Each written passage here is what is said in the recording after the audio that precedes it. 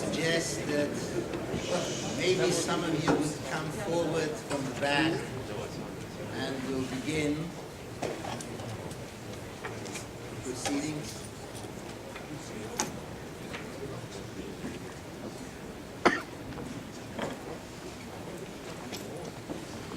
It was an initiative that was started by a number of congregations, and it was decided that we should do something which will serve as a unifying factor in our community. We are honored to have the participation of a number of Rabbonim. There's Rav Lowy here at the front, there's Rav Felder, there's Rav Stern. Those are the only ones that I see presently. I'd appreciate if you'd come forward towards the front, especially the Rabbonim, and join us up here. And it's a number of congregations. I'm going to read to you the list of the shuls which are participating in alphabetical order. Agudath Israel Anshe Kel South, Agudath Israel North, Beis HaMedrash Chasidei Bobbov, Kleinman Park, Machziki Hadas, Kahal Yereim Rabbi Bixenspanner, Kailel Beis Avoam David, Kailel Toronto, Ol Sameach, Jeb, Tidele David, Shari Shemayim, Shari Tfilo, Shifshu, Shari Mayim, Shari Shabbos, Chevre Mishnais, the Mali Shul, the Village Shul, Teresemis Congregation, Zichrin Shneir. I'm sure that even those who are not here at present are supportive of our venture this evening. And what can be a better factor for bringing Yidden together than to discuss the subject of tefillah, which is our daily occupation, which in fact is to a certain extent a state of mind. Tefillah is, as we know, avodah shebelev, corresponding to the service which was offered in the Beis HaMikdash, avodas hakarbonos. Parallel to that, all that remains with us is avodah shebelev. The Rav Zechariah Levrocho once expressed it, that noshim achayuvis b'tefillah, because it's a mitzvah zasei sheloi hazman gromo. We're not going into the details. We know the Gemara says that tefillah is mitzvah zasei shezman gromo, but the motivation of tefillah is an inner one. It's a service of the heart. And it's a question, how much heart do we have when we do so serve?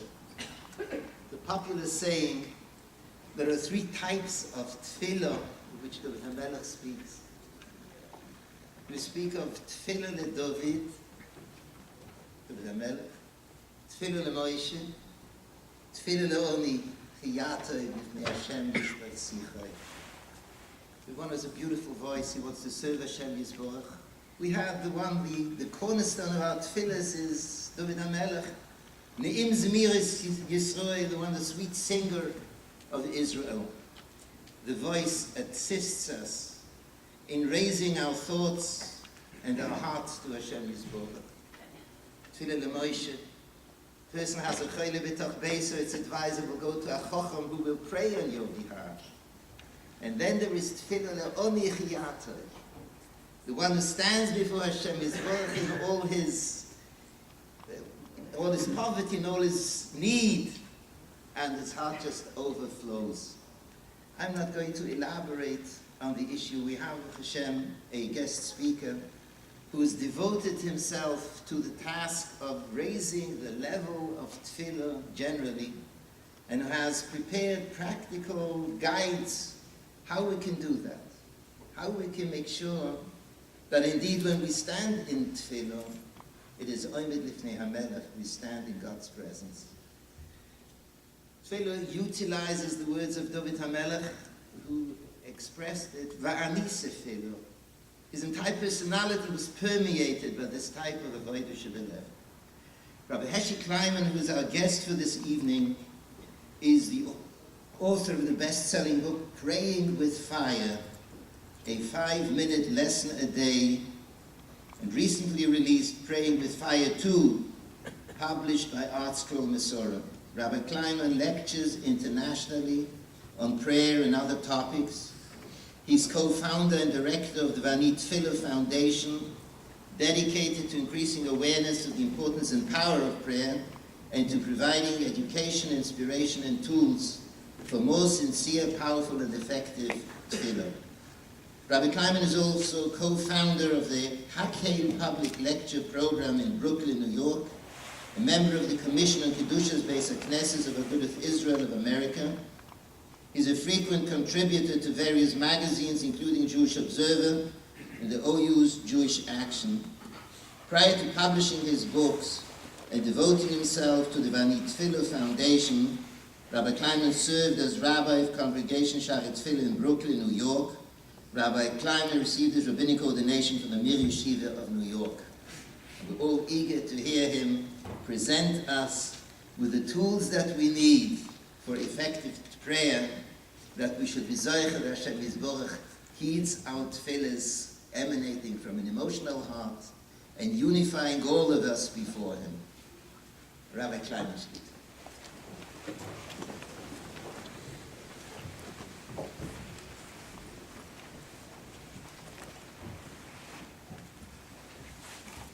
Shus Rabbonim, Shus the Tzibur.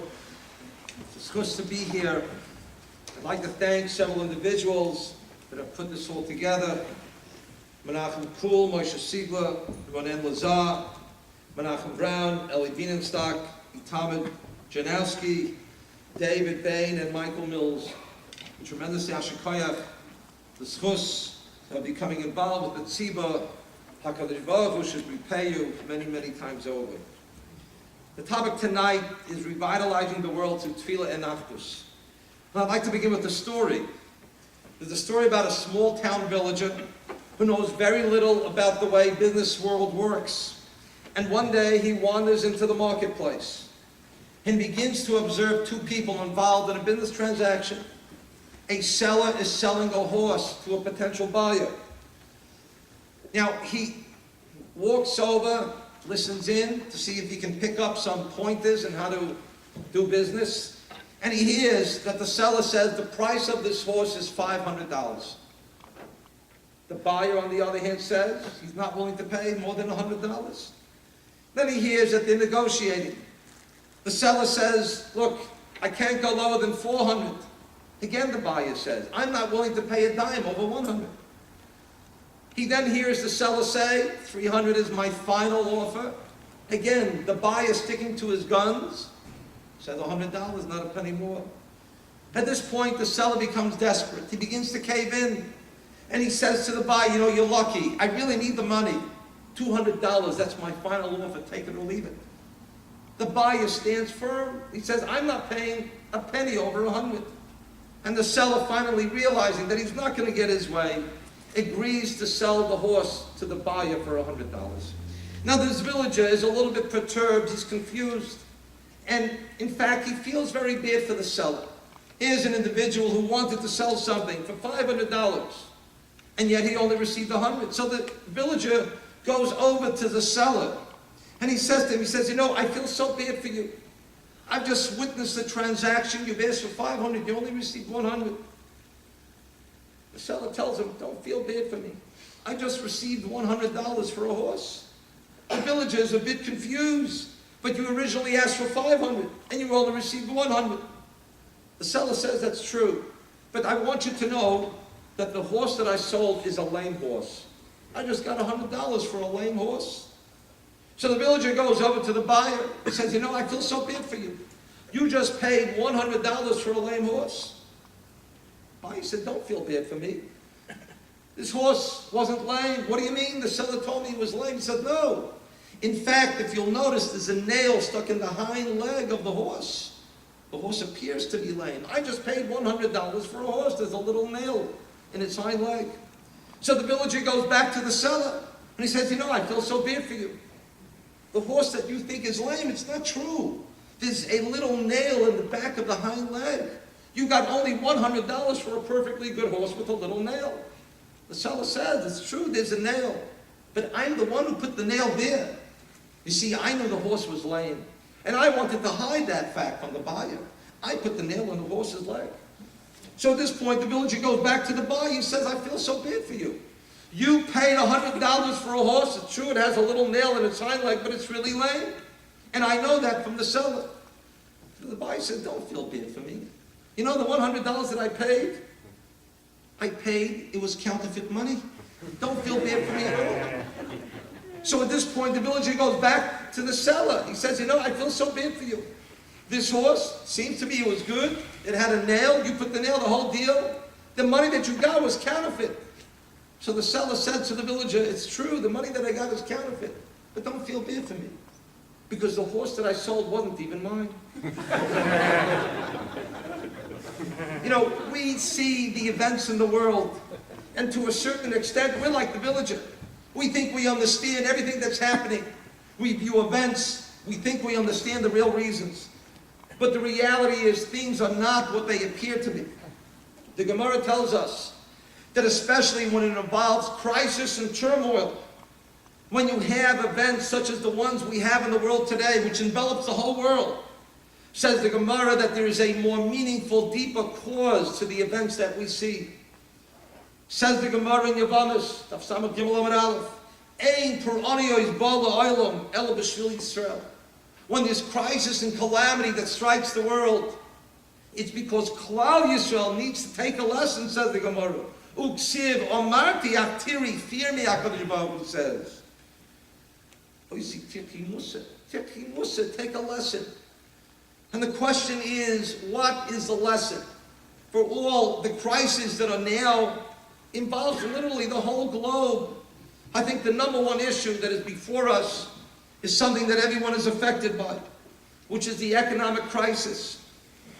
It's an extraordinary collapse of the financial world. And we think that we understood that the reason is because the credit markets are just not working properly, precipitated by the housing crisis.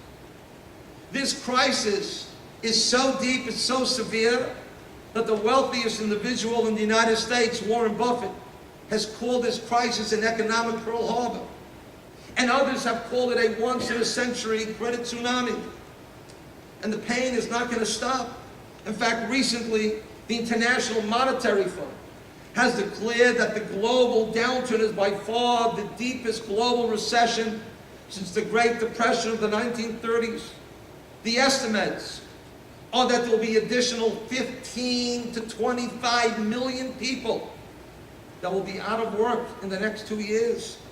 And they predict that this will affect all countries of the world. And what is the root of such a condition? Where you see signs and you read headlines that banks are in trouble, job losses are mounting, and credit is nowhere to be found. It sounds like today's headlines, and they are. But it's also the headlines of the Great Depression of 1929. The truth is, there's a precedent for what's happening now occurred back in 1929. We called it the worldwide Great Depression. It lasted for 10 years. By 1933, the height of the Depression, 25% of the nation's United States workforce was out of work. And those that had jobs, their wages plummeted 42%. And what caused the Depression?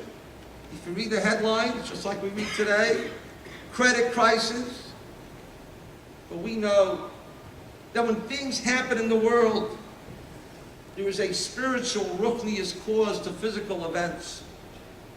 So what was the cause of the Great Depression? Rabbi Wasserman wrote a Maimon, and he explained through his perspective what was going on in the world was caused not by the credit crisis. Rabbi Wasserman said, and I quote the lashon of the Maimon, HaKadosh Baruch Hu Mishalem L'Briyosav Mida Keneged Mida. Hashem pays back to the Bria Mida Keneged Mida, measure for measure. Mikivin Shoha Noshim Ivdu Es Emunosam B'Hashem Yisbarach. Because people lost their emunah in HaKadosh Baruch Hu, not al hu mehem es emunah ba'adam. What is a credit crisis? Banks won't lend. One country won't lend to another country. There's gridlock. There's an economic, financial gridlock. Nothing's moving, and therefore nothing's moving.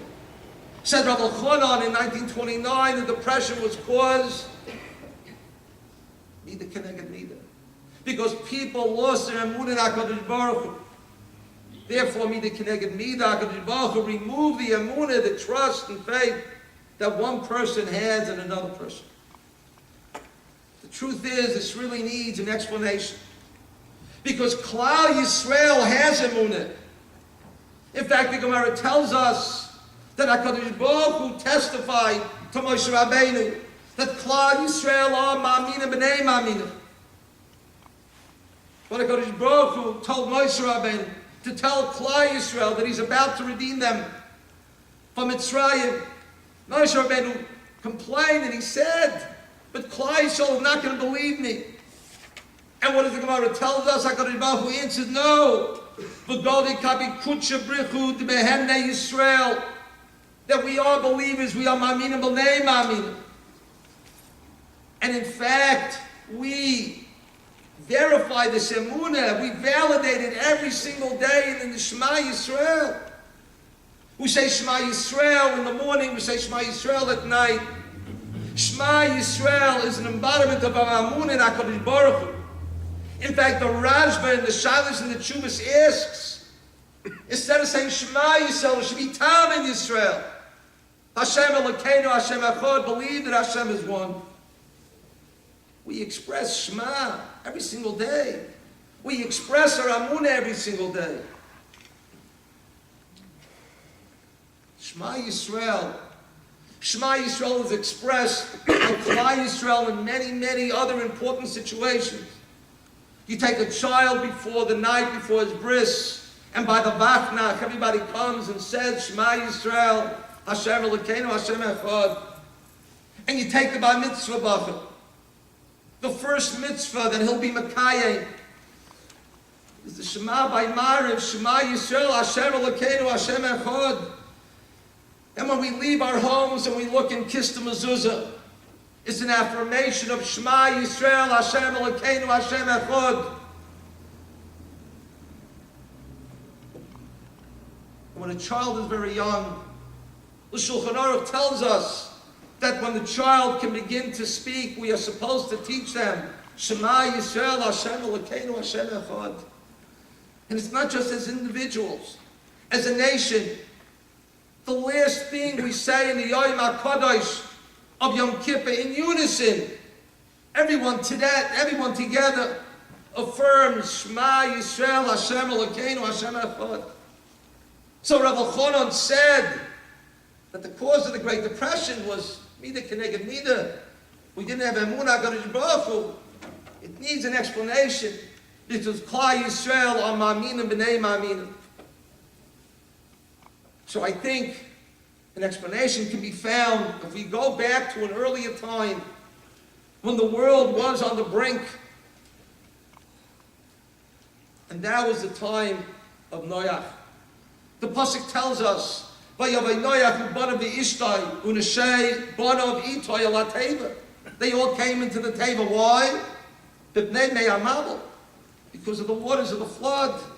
HaKadosh Baruch Hu told Noach to build a teva, and he does so. Yet, Noach is a little bit hesitant to go into the teva.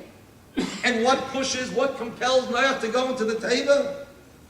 When the waters start to go up, and he feels the me'amabel. And Rashi cites the Medrash. And the Medrash tells us Noach's hesitancy was Af Noach B'Tanei Amona Hoya.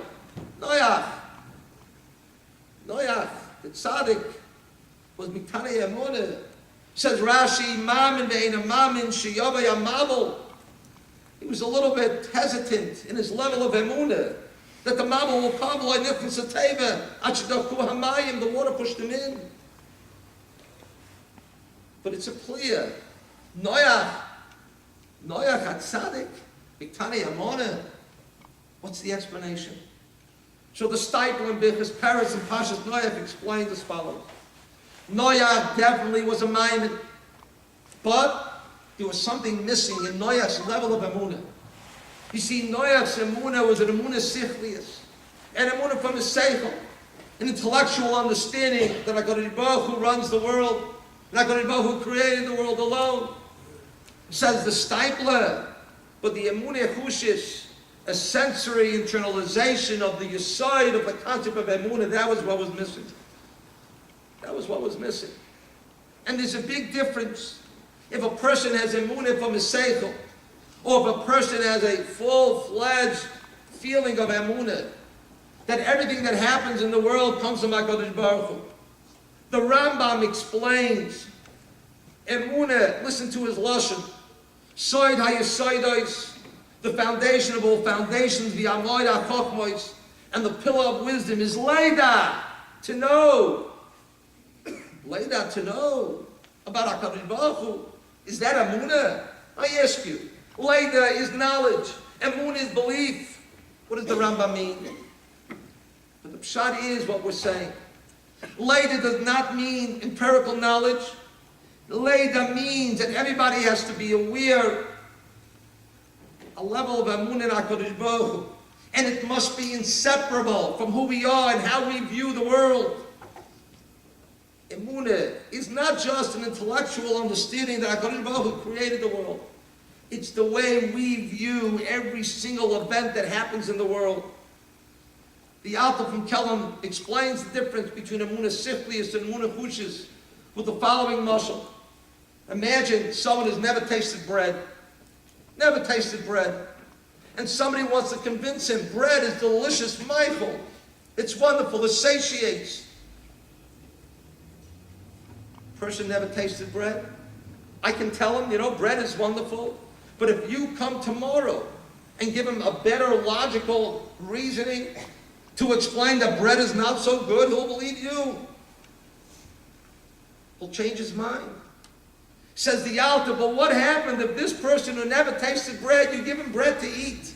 You give him bread to taste. And now he tastes the bread, he's experienced it with his being, with his fibers. It's something that's a part of him. And tomorrow somebody comes along and says, bread's not so good for you. Bread, come on, it's really not so good. You'll never believe it. What's the difference? In the first case, if somebody understands something with his seichel, with his intellect, if you've got stronger intellect the next day, different than what he heard the day before, he'll change his mind. But if it's something that a person experiences life in a certain way, it's very difficult to change his mind for somebody else to come along and to try to convince him otherwise. That is the difference between emunah siflis and emunah chushis. We say every day in the Ani Mamin emunah shleima shehabari yisrael shemoi hu borei umanig l'chol habruim. Not only did HaKadosh Baruch Hu create the world alone, but he also runs the world alone. That means that everything that happens to a person is from HaKadosh Baruch Hu. Every event, everything you witness, everything you hear, the fact that you're here this evening, it's all from HaKadosh Baruch Hu. Because HaKadosh Baruch Hu is not only the Borei Levada, it's not only did he create the world alone, he's also the Manig Levada. And when a person views world events through this prism, through this light, it's a totally different experience. It's a totally different level of living.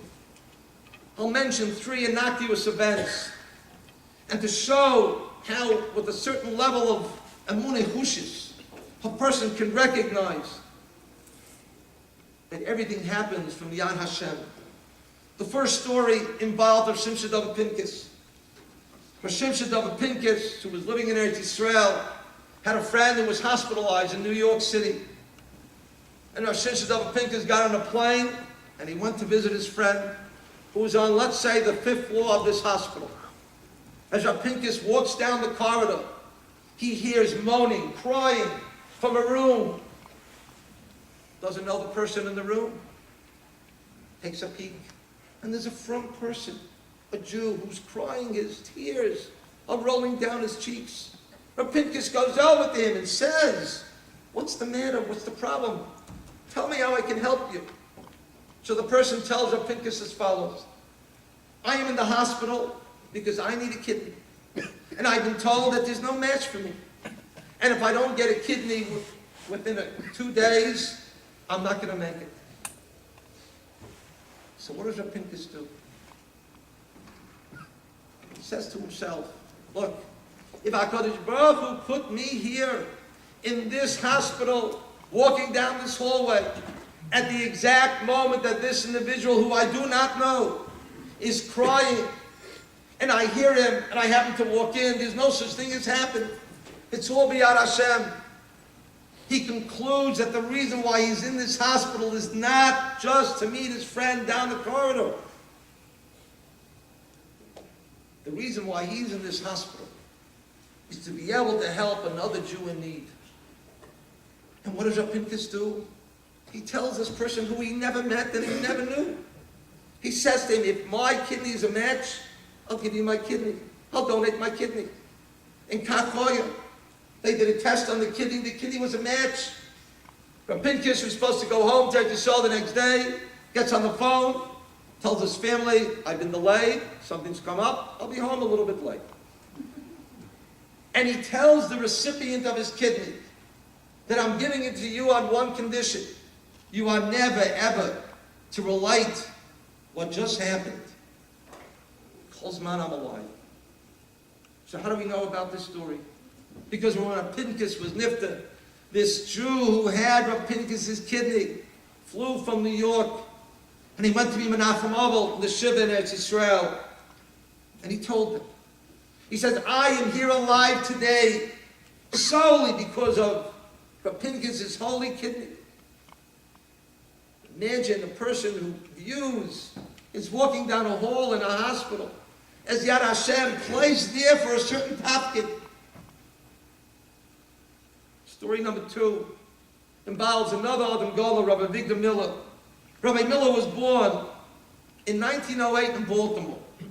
And there were no yeshivas in those days. So he attended a public school and he went to an afternoon Talmud Torah. In 1932, at the age of 24, Rabbi Miller arrives in Europe to study in Slobodka. In 1938, he has to leave and come back home. And at this point, he has a wife and 2 little children. The problem is, it's very difficult to get out of Europe at that time. So he goes into the consul and he says, I need to, my wife and my children. They say, sorry, you can't leave. Not knowing what to do, so he has to speak to a supervisor. And when he comes into the room where the supervisor is, he sees the supervisor who looks at him and says, 1 second, I know you from somewhere. Sure he knew him. He was his classmate in public school many, many years ago. And Rabbi Miller later on would say that Bahashkocha, the Yad Hashem, when I need to leave Europe, and it's difficult to leave, Bahashkocha, the person sitting next to me in my public school class from years ago, happens to be the supervisor involved in letting people out of Europe to come to the United States. Third story involves another Adam Gadol. But first I'll just tell you his name. In 1901, he's a 16-year-old bacher by the name of Yecheskel. And Yecheskel, who had been working one Erev Shabbos Kodesh, goes to the mikveh. He had received his check for the work that he did, put it in his pants pocket. And when he comes out of the mikveh, he realizes that the money is missing. So right there on the spot, he thinks to himself, this is Yad Hashem. Yad Hashem. Am I going to put all my labor and my time and effort in something which is here today, gone tomorrow? And he decides to apply himself. To leave it at Torah full time. He goes to the Lamda Yeshiva. Later on, he meets the Mashgiach of the Mir, who tells him a shmuz about Amunah. And that, in the biography of Chatzkel Levenstein, he writes, or they write about him, was the turning point in his life. Imagine a person loses some money, and it's the Yad Hashem, it's a message. Because when a person understands that everything that happens to us is Bahashkocha, that is the level of emunah. It's not an emunah siflius. It's an emunah chushis. It's an emunah that we live. It's an emunah that we're magish, we feel with our chushim, with our senses. It's the experiences that we go through in life and we realize it's all the Yad Hashem. But the truth is, it's difficult. When it comes to making a panosa, it's difficult. Because we're all, so to speak, trained to realize cause and effect.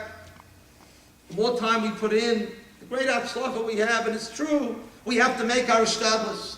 But we have to realize that our hatzlacha is not in the ishtadlus we make, but the hatzlacha is b'yad Hashem, and that's why we're matzliach. To the story about Rosh Shadran, who went to visit Rav Chatzkel once. And he saw Rav Chatzkel was elated, he was jubilant. And Rav Shadran asked him, "What are you so happy?" For Rav Chatzkel, he told him something which is a little bit, if you listen to the story, Rav Chatzkel says, I was poor for many, many years. When I was the mashkiach in Mir, I didn't get such a good salary, didn't come on time, and I had to work on my betachim. And then I was appointed as the mashkiach in Ponevezh Yeshiva, and the check came on time.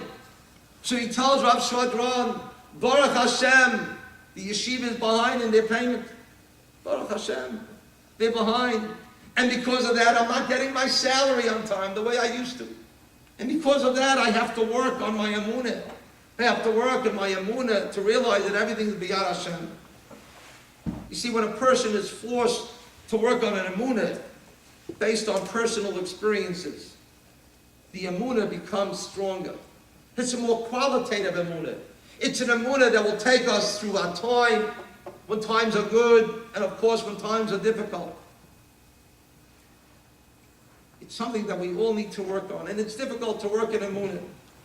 So I'd like to suggest a strategy, and the strategy is called He'amanti ki adaber.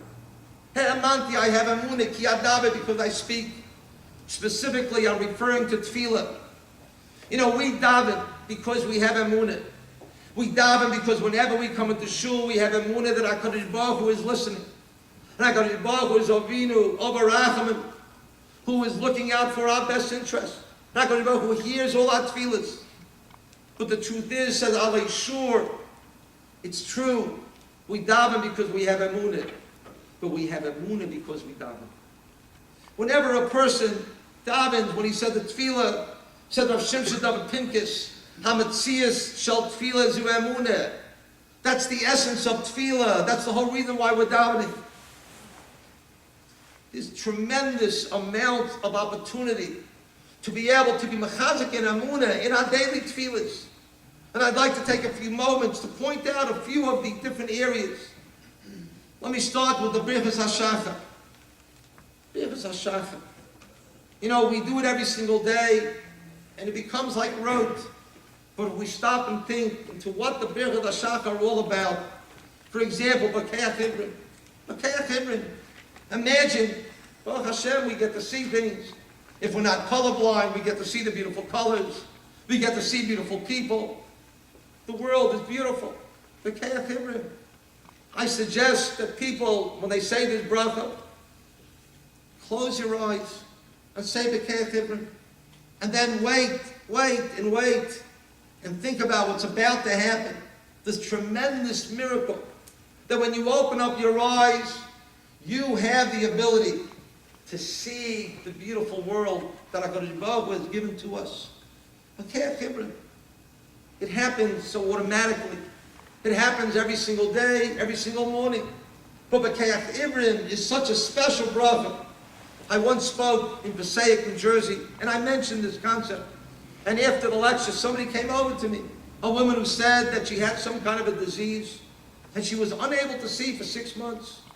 And then when finally she was able to see, she said she was jumping up and down from sheer joy. The ability to be able to see day in and day out. And if a person needs glasses, Baruch Hashem, you just go to the optometrist and you get glasses. It's so easy, and it's so beautiful. And it all comes from HaKadosh Baruch Hu. How about the bracha, Zoi Kev Kefufim? Zoi Kev Kefufim. HaKadosh Baruch Hu straightens the person who's bent. Imagine a person's body is so stiff that he can hardly stand up straight. People who have back problems, Baruch Hashem, I have a back ailment.